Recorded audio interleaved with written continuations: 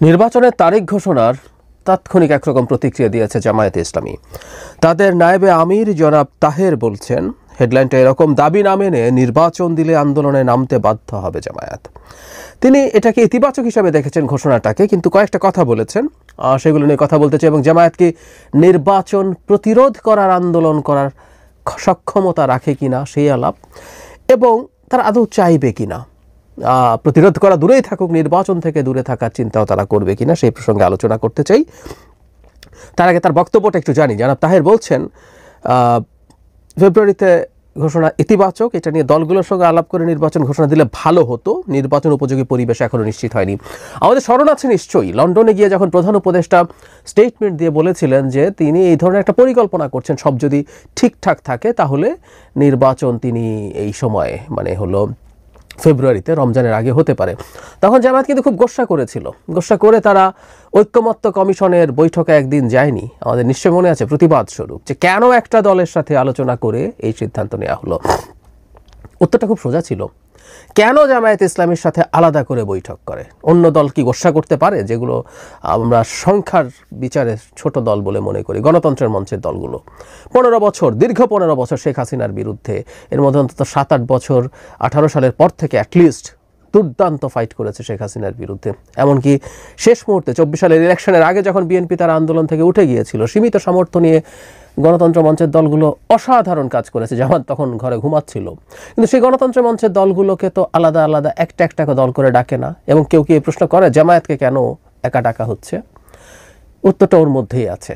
ঠিক একই কারণে বিএনপির সাথেই কথা বলে সিদ্ধান্ত নেওয়া যাবে। তার উপরে আমি মনে করি প্রধান উপদেষ্টা বা আমরা কেউ যদি একই কথা বলি যে জামায়াত তো ফেব্রুয়ারি নির্বাচনের ব্যাপারে অনেক আগেই এন্ডোর্সমেন্ট দিয়ে রেখেছে, বরং জামায়াত এই দুইটা টাইমের কথাই বলেছিল, এপ্রিল অথবা ফেব্রুয়ারি, এবং জামায়াতের আমির স্পষ্টভাবে বলেছিলেন যে রমজানের আগে নির্বাচন হয়ে যাওয়াটা সবচেয়ে ভালো। তো সুতরাং ফেব্রুয়ারির মাঝামাঝির আগে নির্বাচন হওয়ার ব্যাপারে তো জামায়াতের সায় ছিলই। এখন এই কথাগুলো বলছেন কেন? এগুলো রাজনৈতিক প্রোপাগান্ডা, আর কিছু না, রেটরিক, এগুলো বলতে হয়। যাই একটা জায়গায় তিনি এসে বললেন যে জুলাই ঘোষণাপত্র সনদের আইনি ভিত্তি অন্তর্বর্তীকালীন সরকার এগিয়ে দিতে হবে এবং সংস্কার, গণহত্যার বিচার ও সুষ্ঠু নির্বাচনের প্রত্যাশার কথা জানিয়ে তিনি বলেন, দাবি না মেনে নির্বাচন দিলে আন্দোলনে নামতে বাধ্য হবে জামায়াত। এটা হলো মূল কথা।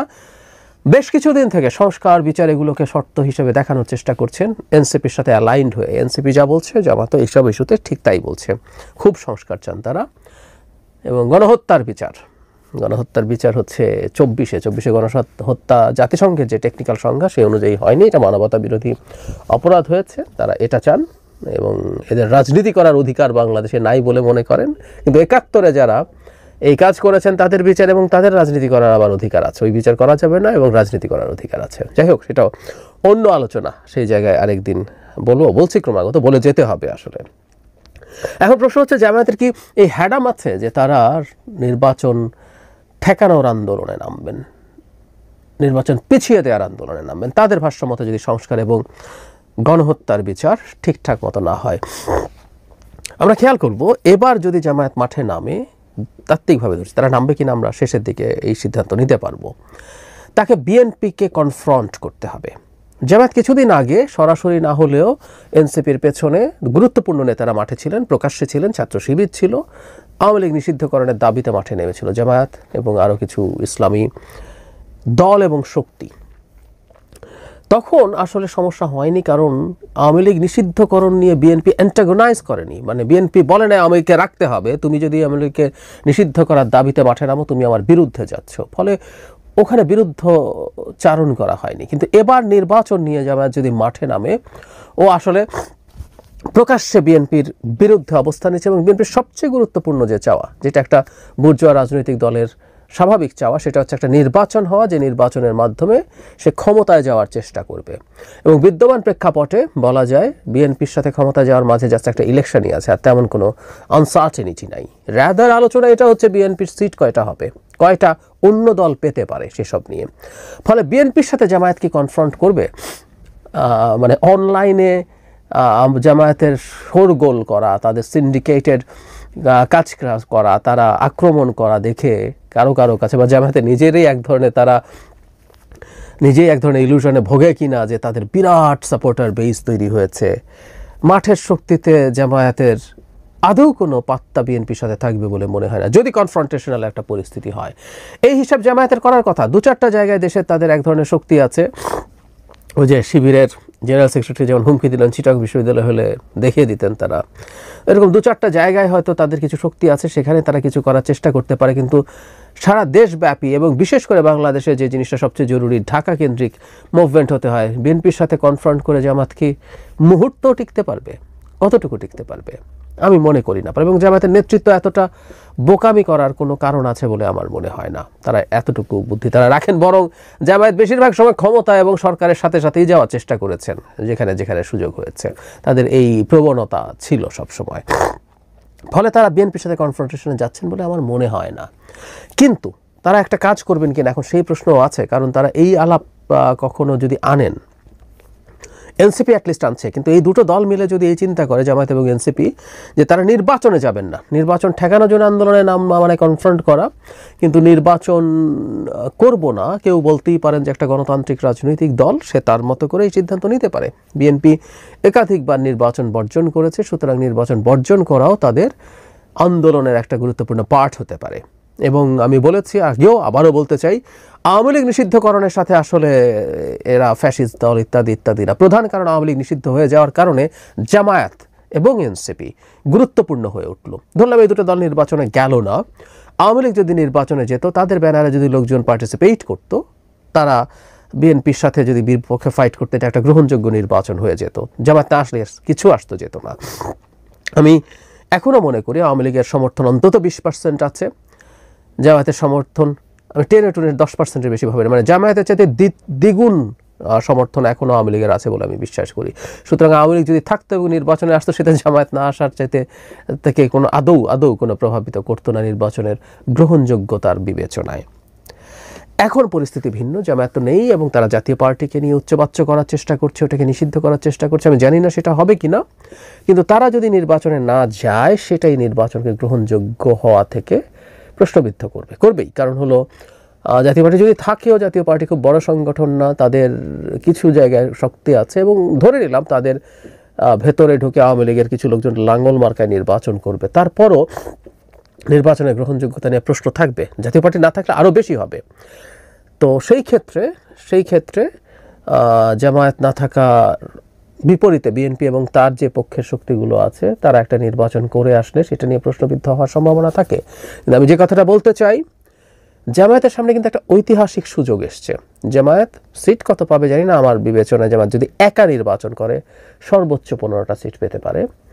ইসলামী দল এবং জোট যদি একত্র হয়, অনেকে মনে করেন এটা একটা বিরাট শক্তি হবে, ইসলামী আন্দোলন সহ আরও অনেকেই, তারপরও সিট 5-7টার বেশি বাড়বে বলে আমি মনে করি না, সত্যিই মনে করি না। তাদের ভোটের সংখ্যা বাড়তে পারে, কিন্তু ফার্স্ট পাস দ্য পোস্টে জেতার জন্য যে সংখ্যার ভোট প্রয়োজন, সেটা তারা বেশিরভাগ জায়গায় পাবেন না। এই ইলেকশন অ্যানালিসিস আরেকদিন করব। তো সেই জামাত যত সিটই পাক, এমনকি সর্বনিম্ন যে সে একা ভোট করছে এবং 15 সিট পাচ্ছে, কিন্তু সেটা দ্বিতীয় সর্বোচ্চ। এবং বাংলাদেশে আমি যতদূর জানি যে 10% সিট পাওয়ার শর্ত নাই বিরোধী দল হওয়ার জন্য ফর্মালি। তো তাহলে তারা বাংলাদেশের ইতিহাসে প্রথমবারের মতো বিরোধী দল হবে, অফিসিয়াল বিরোধী দল পার্লামেন্টে। এটা তাদের রাজনীতির জন্য একটা বিরাট পাওয়া হবে বলে আমি ধারণা করতে পারি। বরং এই সিটের সাথে তারা নির্বাচনে গিয়ে বিএনপির সাথে নেগোশিয়েট করতে পারে এভাবে যে তাদের যেসব জায়গায় দোদুল্যমান অবস্থা আছে বিএনপি জামায়াতের, সেখানে এইসব নেগোসিয়েশন হয় অনেক সময়। আমি বলছি না বিএনপি সেটা করবে, যে সেখানে বিএনপি তুলনামূলক দুর্বল প্রার্থী দেয়া যাতে জামায়াতের প্রার্থী জিতে আসতে পারেন। এসব নেগোশিয়েট করে যদি সিট বাড়াতে পারে, সেটা তাদের জন্য ভালো হবে, কারণ তারা বিরোধী দল হিসেবে দাঁড়াচ্ছেন। আর যদি ইলেকশনে না গিয়ে পার্লামেন্টে তাদের কোনো প্রতিনিধিত্ব না থাকে, এই সরকারকে তারা আন্দোলন করে ফেলে দেবেন, আমার মনে হয় না এই সক্ষমতা তাদের আছে। এই ইলুশনে ভোগার কিছু নাই। আরেকটা ব্যাপার মনে রাখতে হবে, নির্বাচনে না যাওয়াটাও কিন্তু বিএনপির সাথে কনফ্রন্টেশনে যাওয়া, এটা তারা বুঝতে হবে। বাধা দেওয়া তো বটেই, নির্বাচনে না যাওয়া মানেই হচ্ছে আপনি আসলে নির্বাচন হচ্ছে এবং বিএনপি ক্ষমতায় যাবে, এটাকে আপনি বাধাগ্রস্ত করতে চাইছেন। এর মানে বিএনপির সাথে আবারও সে সংঘাতময় প্রেক্ষাপট এবং পরিস্থিতি তৈরি করা। এটাও তাহলে গুরুত্বপূর্ণ প্রশ্ন, জামায়াত সেই প্রেক্ষাপটে যাবে কিনা। কারণ তারা যদি ক্ষমতায় না যায়, মানে নির্বাচনে না যায়, নির্বাচন যদি হয়ে যায় বিএনপি ক্ষমতায় আসবে, আমরা তাত্ত্বিকভাবে ধরে নিলাম যে একটা সময় পর্যন্ত বিএনপি ক্ষমতায় থাকবে, পুরো 5 বছর যদি নাও থাকে, এগুলো সব তর্কের খাতিরে ধরে নিচ্ছি। কিন্তু বিএনপি তো ক্ষমতায় যাবে একবার, এবং বিএনপি ক্ষমতায় যাওয়া সেই সময়টা জামায়াত তার নিজস্ব সংকটের কথা নিশ্চয়ই ভাববে যে এটা তাদের জন্য ভালো কিছু হবে না। আমি ব্যক্তিগতভাবে মনে করি বাংলাদেশের রাজনৈতিক যে পরিবেশ তৈরি হচ্ছে এটা জামায়াত নষ্ট করবে না, তাদের এই ম্যাচুরিটি হবে। যদিও বহুবার ইতিহাসে 47 থেকে শুরু করে 71, 86 তারা ক্রমাগত ভুল করেছে, কিন্তু আমরা এক্সপেক্ট করি এবার আর তারা ভুল করবে না। একটা চমৎকার রাজনৈতিক পরিবেশ তৈরি হয়েছে, সব দলের সব কিছু মনে হবে না, এবং বড় দলগুলো খানিকটা বেশি লেভারেজ পাবে। জামায়াত অন্য দলের চাইতে বড় হওয়ার কারণে লেভারেজ যেমন পায়, বিএনপিও জামাতের চাইতে অনেক অনেক বড় দল হওয়ার কারণে কিছু বেশি লেভারেজ পাবে। কিন্তু সব কিছু নিজের মনের মতো না হলেও গণতান্ত্রিক প্রক্রিয়ায় ঢুকে যাওয়া উচিত, সবার নির্বাচনে ঢুকে যাওয়া উচিত, এবং তারা যদি নির্বাচিত মানে পরিস্থিতি অনুযায়ী তাদের প্রত্যাশা অনুযায়ী অত সিট নাও পান, পরবর্তীতে বাংলাদেশের রাজনীতির সুযোগ থাকবে। বিএনপি যদি ক্ষমতায়ও আসে, তারা রাজনীতি করুন, বিএনপি প্রচুর ভুল করবে, প্রচুর সমালোচনা হবে, এগুলোর মাধ্যমে তারা ধাপে ধাপে এগিয়ে যেতে পারবেন। সেই রাজনীতি হোক, এবং কোনো একদিন যদি নির্বাচিত হন তারা সরকার গঠন করবেন। এই সুযোগটা যদি কোনোভাবে ডিসরাপ্ট জামাত করছে মনে হয়, এটা শুধুমাত্র বিএনপি না, দেশের জনগণ জামায়াতকে আবার সেই পুরনো ধারায় ফিরে গেছে, যেমনটা তারা 47-এ ভারতের পক্ষে ছিল, পাকিস্তান হওয়ার বিরুদ্ধে ছিল, 71-এ পাকিস্তানের গণহত্যা সমর্থন করে এই দেশের জনগণের মনের ভাষা বুঝতে পারেনি, একই রকমভাবেই তাদেরকে বিচার করবে।